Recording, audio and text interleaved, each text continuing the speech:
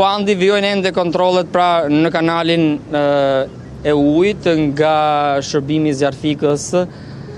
për të parë pra nëse ka persona të mbetur të lënduar të plagosur nga ky aksident që mund të kenë përfunduar në kanal, siç duket edhe nga pamjet e drejt për drejta, shërbimi zjarfikës, policia e shtetit pra po mundohen pra që të bëjnë ekspertizën fillestare të këtij aksidenti të rënd për të kuptuar shkaqet dhe rrethanat, po ashtu për të transportuar edhe trupin e pajet të një personi i cili ndodhet në vendin e ngjarjes për të dërguar në morg. Është një aksident shumë i rënd, andi një nga aksidentet më të rënda të ndodhura vitet e fundit në vendin tonë, ku përveç 2 viktimave kemi dhe 10 persona të plagosur rënd nga ky aksident me pasoja fatale. Deri në këtë moment të gjithë, sipas informacionit zyrtar, të gjithë personat e mbetur të plagosur janë transportuar në spital ku po marrin dhe ndihmën e parë mjekësore në spitalin e Tramës, ku do marrin dhe informacion më pas lidhur me gjendjen e tyre shëndetësore, por duke parë momentet e para. Ke mundur të mësosh i kujt linje ishte minibuzi, Igli? Është ende e paqartë, edhe policia e shtetit nuk e ka këtë informacion për shkak se autobusi ka psuar dëmtime të mëdha materiale dhe nuk po shohet as targa e automjetit.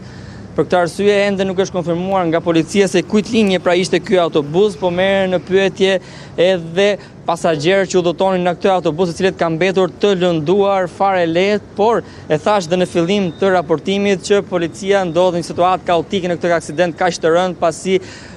veprimi i parë që po bënin ishte dhënia e ndihmës së parë për shpëtimin e jetëve njerëzore, për të dërguar në spital, më pas për të marrë me shkaqet dhe rrethanat e këtij aksidenti, për të kuptuar se si ka ndodhur, nga po udhëtonte ky minibus dhe pse ndodhi ky aksident i rënd. Nëse drejtuesi i automjetit ka humbur drejtimin e automjetit për shkaqe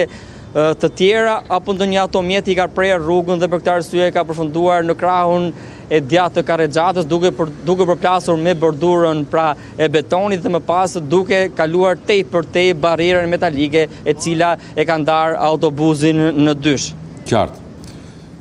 Këto janë pamjet, shikojmë grupin e timor pra te minibuzi që akoma nuk dihet pra se kujt linje i përket. Ngjarja ndodhi pra gati 1 orë përpara pra pikërisht në pranë një qendre tregtare pra duke ardhur nga Durrësi. Deri në këto momente, të paktën sipas versionit zyrtar të policisë, 2 qytetarë kanë humbur jetën, 10 të tjerë janë plagosur. Të gjithë qytetarët janë zhvendosur me sa duket nga minibuzi, por ka kontrolle pikërisht në kanalin e ujit nga forcat e policisë për të parë mos ka pra qytetar të tjerë. Minibuzi është një minibus me gati 16 deri në 20 vende.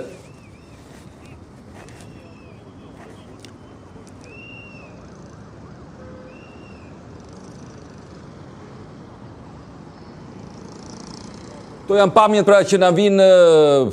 nga regjia e A2CNN. Një aksident tragjik pra me 2 qytetarë që kanë humbur jetën dhe 10 plagosur. Ne do të shkëputemi për një moment, por mos u largoni nga ekrani ynë, pasi pas pak do të